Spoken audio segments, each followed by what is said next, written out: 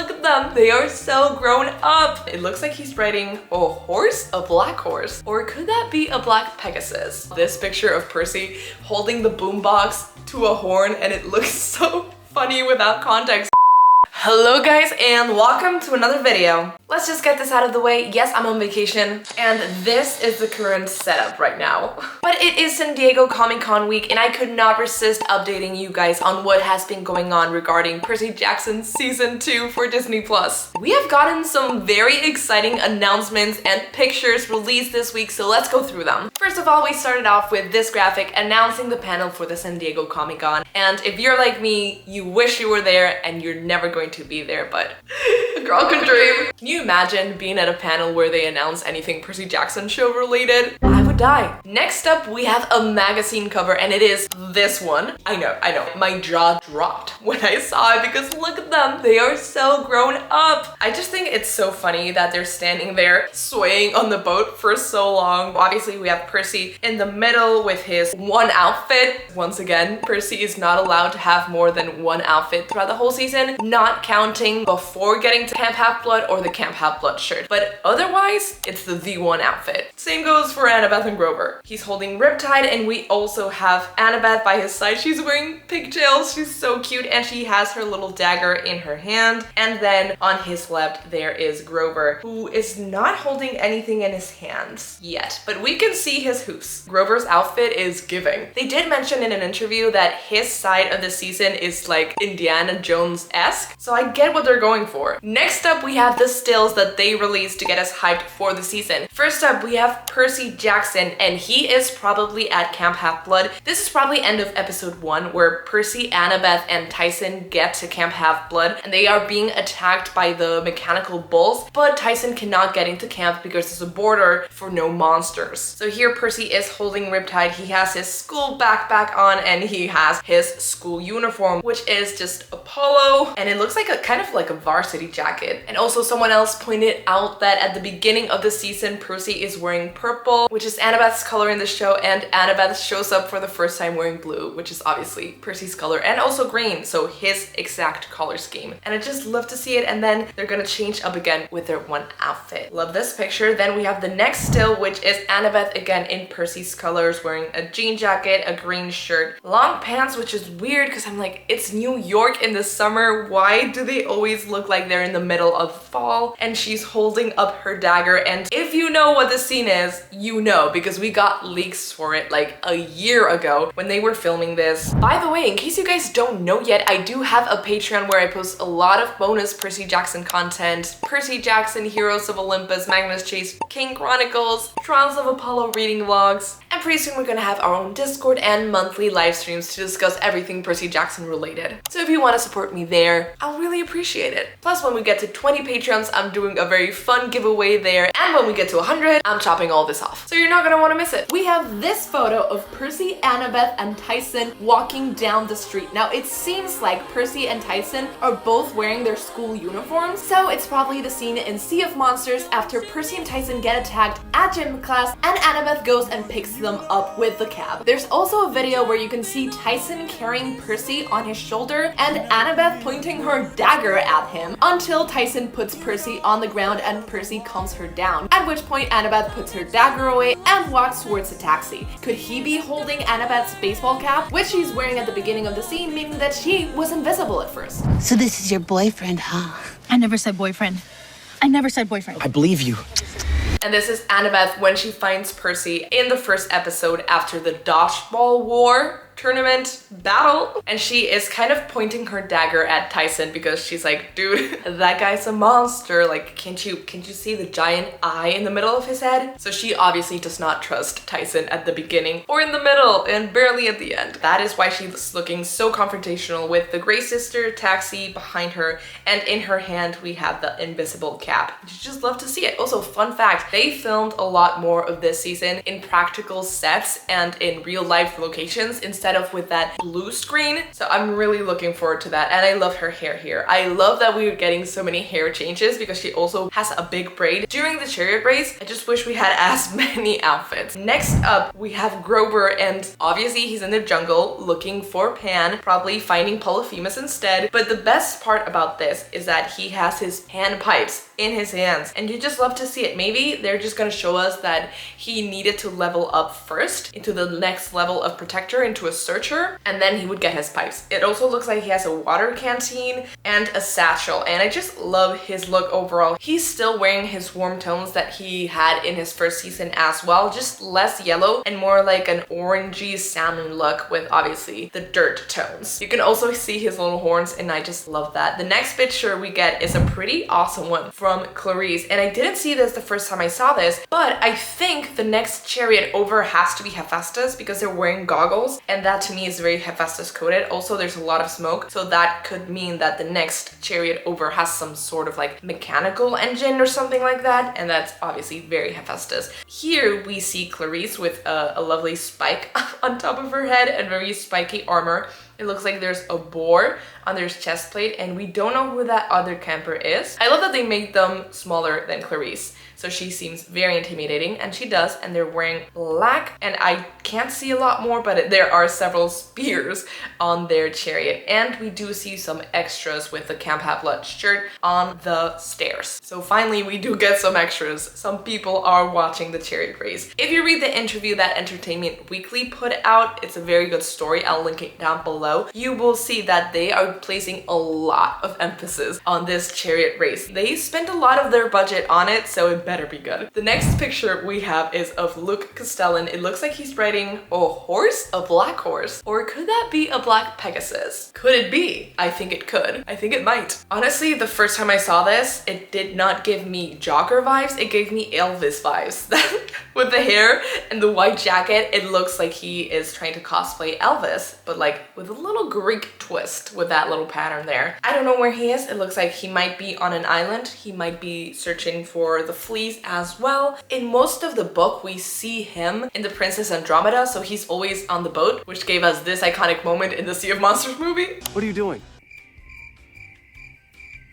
Don't walk on my roof. If nothing else, at least that movie gave us that. I think that has got to be Blackjack. Is that our first glimpse at him besides, you know, that weird one we got in season 1? The next one we have is a picture of Dionysus and Tantalus, is that his name? And they're probably in the big house. Tantalus is looking very dramatic with a black spear in his hand. And I love that they added Dionysus, obviously with that very loud print shirt, wild hair, and a bucket, a golden bucket of popcorn in his hands. Cause I don't know if any of you guys have made it to the final book in the Rick Riordan series, the Nico D'Angelo adventure book, aka The Sun and the Star, and the next one that's going to be The Court of the Dead. In those books, Dionysus loves popcorn. He even follows a YouTuber and has used their recipe to make popcorn. So I love this detail. This is probably just because obviously eating popcorn just means you love the drama. But I will give them credit here, even if credit is not due. I like the costuming. They look great. That's fine. Next one. And the last one, of course, has got to be our girl Annabeth. I love that she gets 2 pictures while Grover and Percy just get the one. But here it looks like it's the moment where they start seeing the birds and they start to be a bit of an issue. She, of course, is wearing her hair in a braid, and she has her Athena breastplate with a little owl there. It looks like the other Athena kid is running away, and it also looks like the kids in the audience are running away. I love that we get to see this horn back here because I just saw this picture of Percy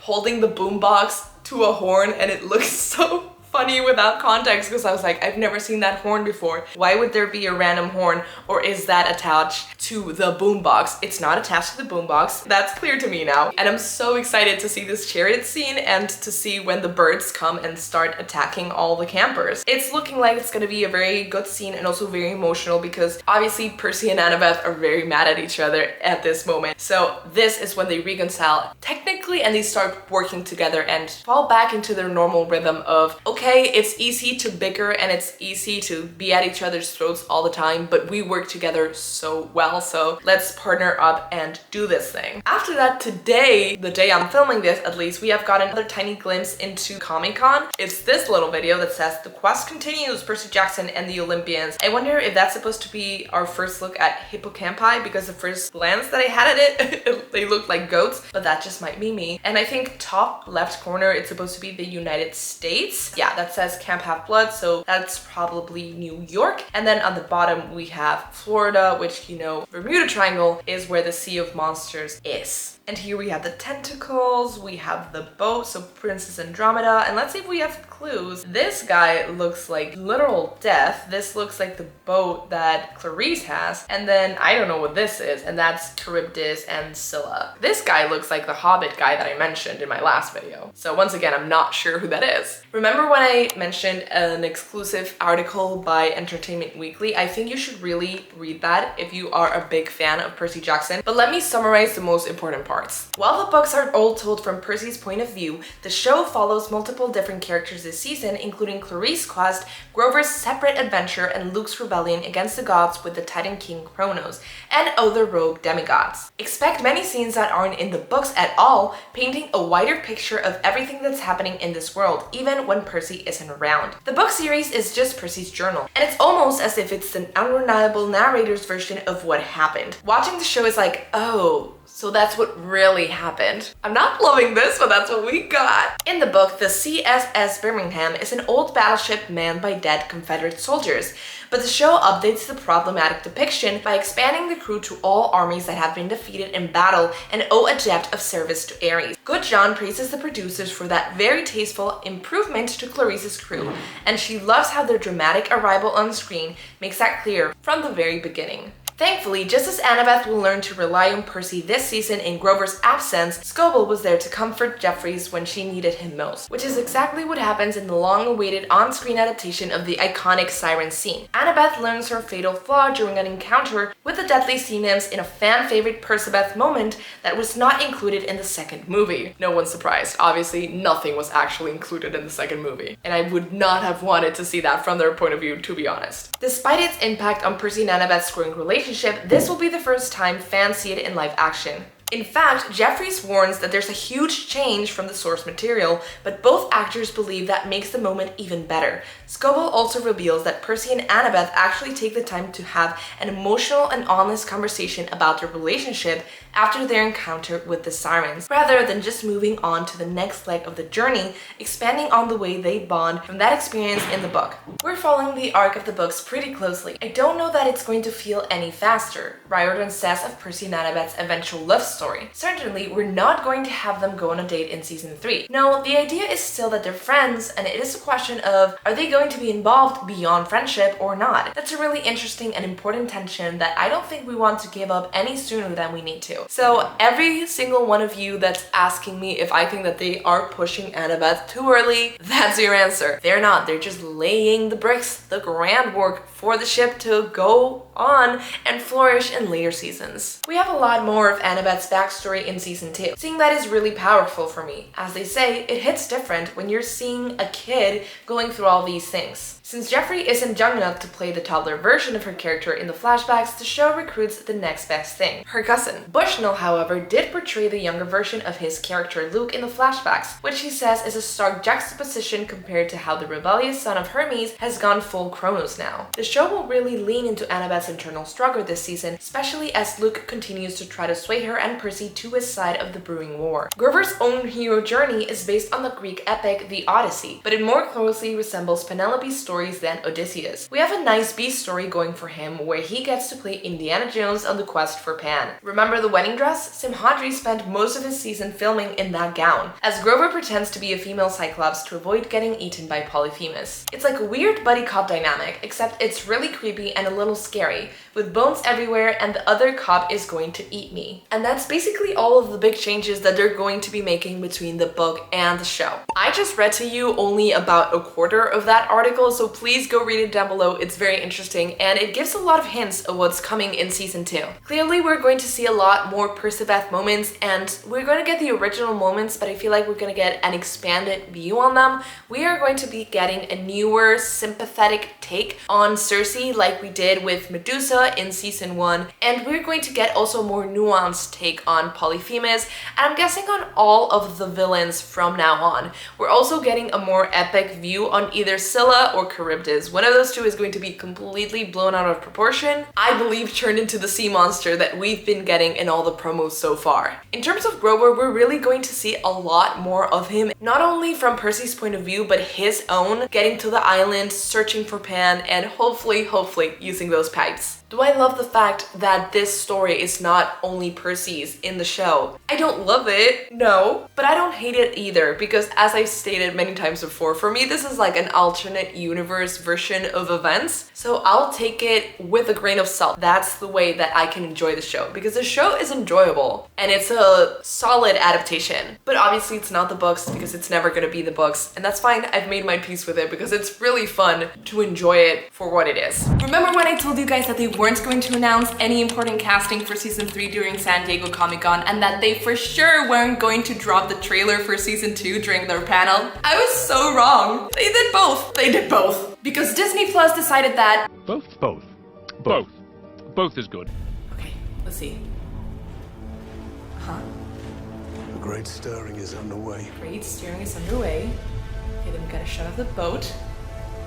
Let's just do frame by frame. And then we have Annabeth. Place your bets down below. Do you think this is the pirate ship or this is Clarice's ship? It looks like they have the holes for the cannons, so I'm willing to bet that this is the pirate ship. I love that we have Annabeth in her little braids and that she has a satchel to carry things around. Okay, loving the look so far, and she's wearing her signature purple. War is inevitable.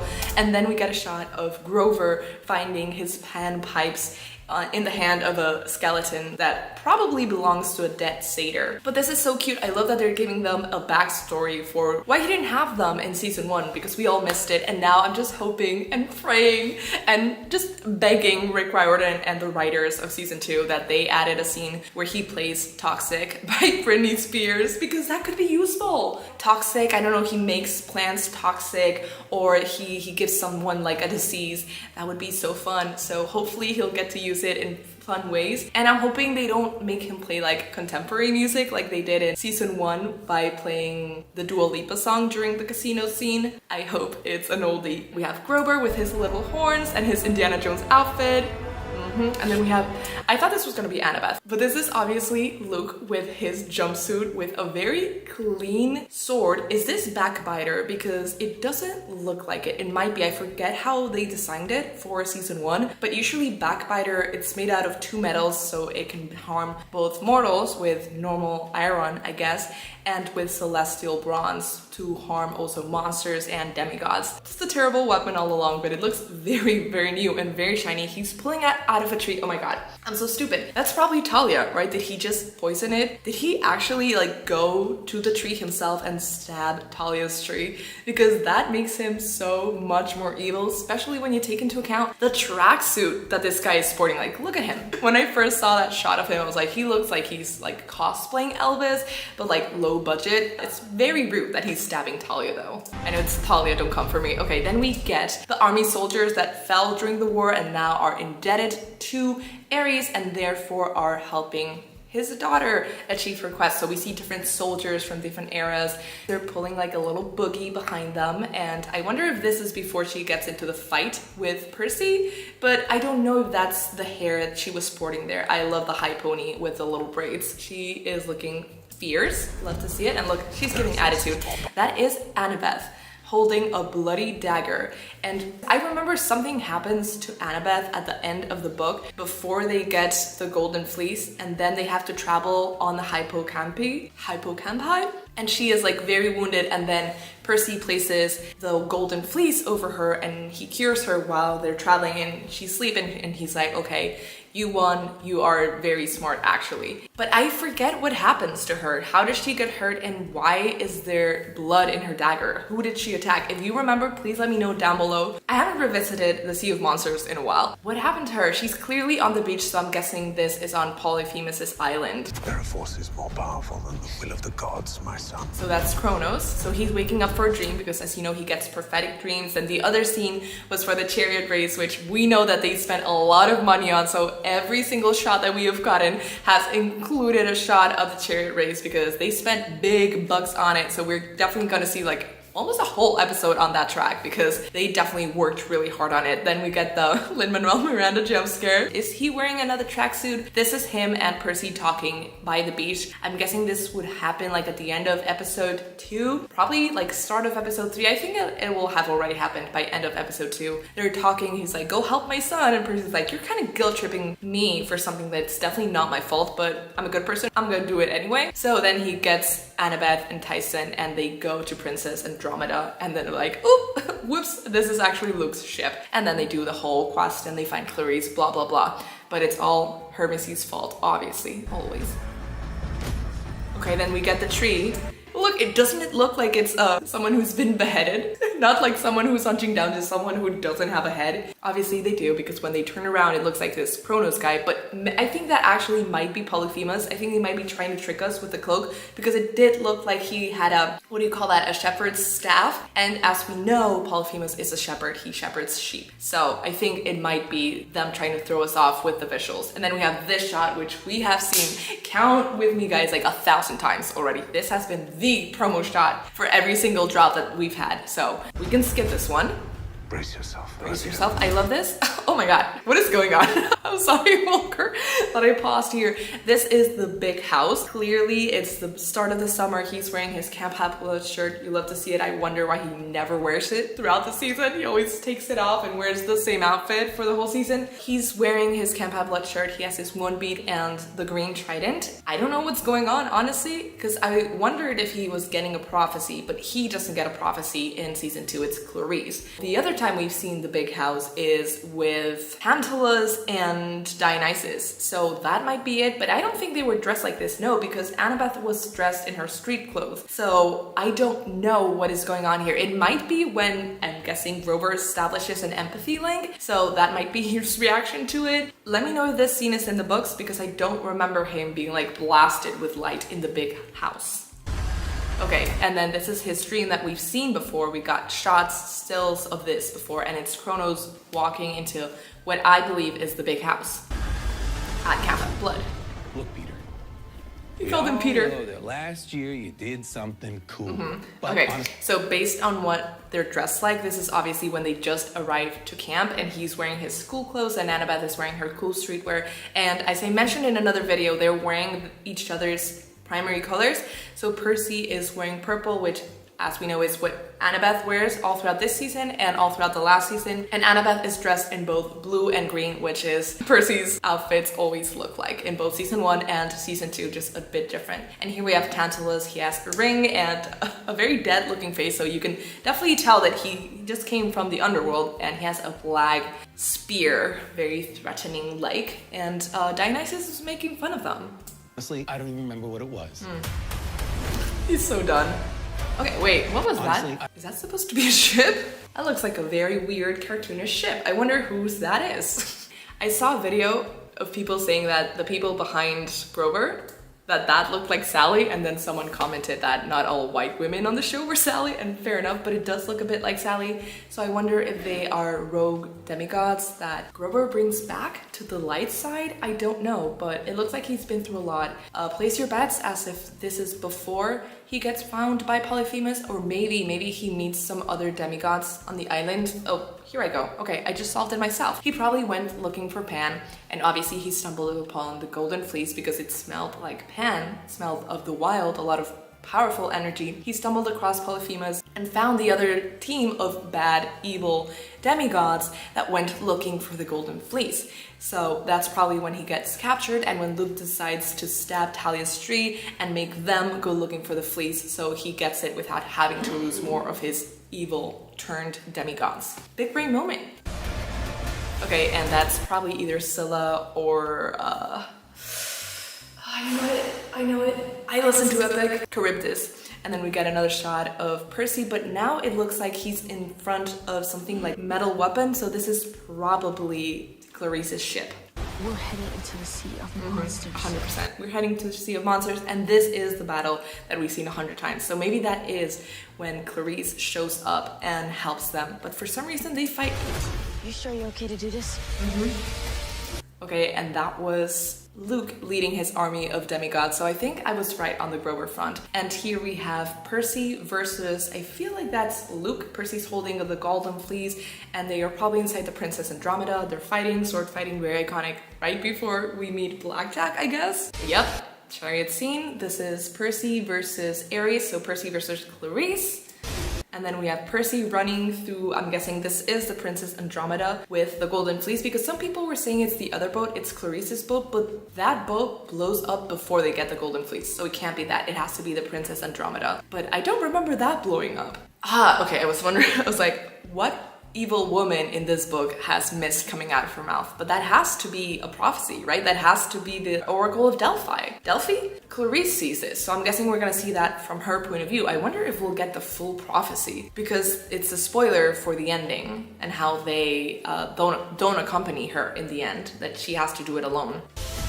Okay, so that has to be the new demigod. That's gonna be important. This is a horrible shot of Luke, I'm sorry. And then we get Percy closing his eyes. Wait, I'm so confused because we haven't seen this shot before. So Percy is wearing his battle armor with his Camp Half-Blood shirt and blue underneath. We've seen Percy wear armor with blue on the chariot race, but he was not wearing a Camp Half-Blood t-shirt. So this is something else. And it looks like that's Backbiter, I'm guessing, so that's Luke. And then there's a trident in between them. So I wonder if that's Tyson protecting him. But when does this happen? I'm so confused by the chronology, because if they were to fight, maybe Luke wants to get found out at the beginning of the season. So he, at the beginning of the season, stabs Talia's tree. Percy sees him do it, and that's how they know that Talia's tree is in trouble, and that's why they leave to do the quest. And maybe this happens at the beginning of the season, and that's why Tyson is defending him, because it's grass, not sand. So that's my belief. I don't know. Let's go do the impossible. Oh, they own hand-holding for helping each other stand up. This is so cute. I love this shot. It's not giving romance unless you look into it, which I like, because people are complaining that they're starting too soon. I don't believe that they are. Stop complaining. That is not a romance handshake. Next up, okay, Percy Jackson the Olympians, streaming December 10th. Do you guys know when my birthday is? It's December 4th, so not even a week after my birthday, we are getting the first episode, probably 2 episodes of season 2. This is so exciting because last time I believe it was December 22nd, so we're starting earlier and earlier. This is so exciting, especially if you take into account that last time when we got the first trailer, it was like not even August. I think it was around October, the second official teaser, and the first trailer, I believe, might have been at the beginning of November. So they are speeding up. They are already obviously starting with season 3. We got the Nico D'Angelo and Bianca D'Angelo casting. But before we get excited about that, let's finish watching the trailer. So we're in Camp Half-Blood. It's gonna kill Percy. And we get Tyson with his one eye. Let's see the shot. What do we think? I don't hate it. It's always gonna look a bit uncanny, you know, when someone just has one eye in the middle of their forehead. So I think within that realm, it's good. It definitely looks better than the movie. And it looks better than the Doctor Strange eye on the forehead. So I'm not gonna complain, because it's always gonna look a bit weird because we know how people are supposed to look. So I'll take it. He looks very cute. I think the ears and the nose bring everything together. So I think it's a good look on him. Oh, he's so cute. So this is your boyfriend, huh? I never said boyfriend. I never said boyfriend. I believe you. He's like, we have bigger problems, girl. We are going to react and dissect the casting for the D'Angelo siblings. I am not looking forward to seeing the comments on this, but I agree with this comment here. This poor child is about to be traumatized on screen for 3 years straight. Are you ready? Here we go. This is the official casting for Nico D'Angelo and his sister, Bianca D'Angelo. Oh my God. Oh my God. They're babies.